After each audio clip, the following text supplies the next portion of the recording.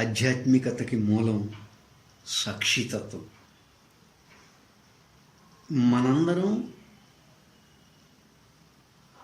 ఇంత బంధంతో, ఇన్ని బాధలతో ఈ జీవితం అంతా ఎందుకు గడుపుతున్నాము అంటే ముఖ్యంగా దానికి 3 కారణాలు ఉన్నాయి. ఒకటి, బాహ్య ప్రపంచ వస్తు విషయాలతో తాదాత్మ్యం చెందటం. 2, దేహంతో తాదాత్మ్యం చెందటం. 3, మనసు ఆలోచనలతో తాదాత్మ్యత చెందటం. అందుకే మనందరం ఇంత బంధంతో, ఇన్ని బాధలతో కాలం గడుపుతూ ఉన్నాం. మనం బాహ్య ప్రపంచ వస్తు విషయాలతో బాగా వ్యామోహం చెందిపోయి ఉన్నాం. బాహ్య ప్రపంచ వస్తు విషయాలతో ఎంతగా వ్యామోహం చెందిపోయి ఉన్నాము అంటే బాహ్యంలో కనపడే వస్తువులు, విషయాలపైన మనకి ఎంత ఆసక్తి ఉంటుంది అంటే మనకి అవి గనక దక్కకపోతే అబ్బా ఎందుకురా ఈ జీవితం అనుకుంటూ ఉంటాం. అంటే చిన్న చిన్న విషయాలపైన కూడా ఇలాంటి భావనతోనే ఉంటాం. చూడండి, 10th క్లాస్ ఫెయిల్డ్ అయినా కానీ, లేదు ఏదన్నా ఇంట్లో చిన్న చిన్న విషయాలకు కూడా మనం చూస్తున్నాం ఏం జరుగుతున్నాయో. లేదు, ఏ వస్తువునో, ఏ కారునో, ఏ ధనాన్నో ఏదో పొందాలి అనుకుంటాం. మనం ఏమీ పొందలేకపోయినా సరే అరే రే ఎందుకురా ఈ జీవితం అనిపిస్తుంది. ఎవరినో కోరుకుంటాం, వాళ్ళు మనకు దక్కకపోయినా సరే ఎందుకీ జీవితం అన్నట్లుగా ఉంటాం. అలా మనం బాహ్య ప్రపంచ వస్తు విషయాలపైన బంధాన్ని ఏర్పరచుకుంటాం, వ్యామోహం చెందిపోయాం. అంటే ఏంటి దీని అర్థం? మన యొక్క సాక్షి స్వరూప స్థితిని, మన స్వస్థితిని తాకట్టు పెట్టాం అని అర్థం.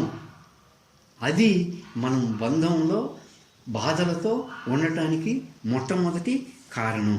ఇక 2వ కారణం ఏంటయ్యా అంటే దేహం పైన వ్యామోహం చెందిపోయి ఉంటాం. అంటే ఈ దేహానికి ఏ కష్టం వచ్చినా కూడా ఎందుకురా ఈ జీవితం అనుకుంటాం.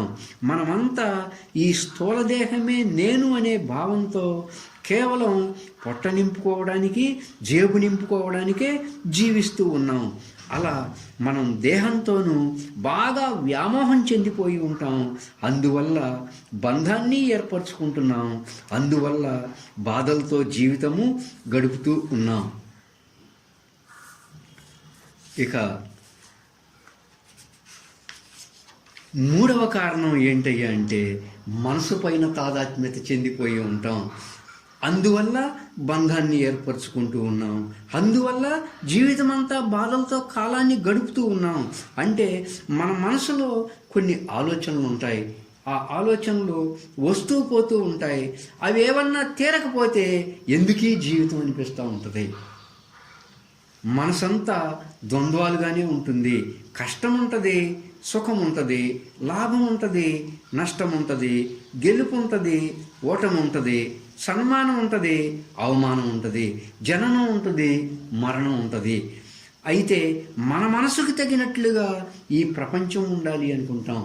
అందరం కూడా మన మనసుకు తగినట్లుగా మన జీవిత భాగస్వామి ఉండాలి అనుకుంటాం. అందరం కూడా మన మనసుకు తగినట్లుగా మన పిల్లలు ఉండాలి అనుకుంటాం. అందరము కూడా మన మనసుకు తగినట్లుగా మన చుట్టూ ఉన్న ఈ సమాజం ఉండాలి అనుకుంటాం. ఒకవేళ అలా గనక ఉండకపోతే అన్నిటినీ, అందరినీ మార్చేద్దాం అనేంతగా ఉంటుంది మన మనసు యొక్క భావన. అలా మన మనసుకు తగినట్లుగా ఈ ప్రపంచంలో అందరూ అన్నీ ఉండాలి అని భావిస్తూ ఉంటాం. ఇలా ఈ 3 ప్రధాన కారణాలుగా ఉన్నాయి మన ఇబ్బందికి, మన బంధానికి. 1, బాహ్య ప్రపంచ వస్తు విషయాలతో వ్యామోహం చెందటం. 2, దేహంతో వ్యామోహం చెందటం. 3, మనసుతో వ్యామోహం చెందటం. అంటే మనసుకు తగినట్లుగా అన్నీ అందరూ ఉండాలని అనుకుంటాం. కానీ నువ్వెవరు అంటే బాహ్య ప్రపంచ వస్తు విషయాలు నిత్యం మారిపోతూ ఉంటాయి, అది నీవు కాదు. దేహం నిత్యం మారిపోతూ ఉంటుంది, అది నీవు కాదు. మనసు ఆలోచనలు నిత్యం మారిపోతూ ఉంటాయి, అది నీవు కాదు. అలా ఆ 3 గమనించబడేవి నీ వాస్తవ స్వరూపం, గమనించే స్వరూపం. అదే సత్యం అంటే, అదే నిత్యం అంటే. నీవెవరివి అంటే, నేనెవరిని అంటే, నువ్వు జీవించి ఉన్నంత వరకు, నువ్వు ఎరుకతో ఉన్నంత వరకు ఏదైతే సత్యంగా నిత్యంగా ఉంటుందో అది నీ వాస్తవ స్వరూపం. నువ్వు గమనించేవాడివి, నువ్వు సాక్షి స్వరూపానివి. ఇదే ఆధ్యాత్మికత యొక్క మూలం.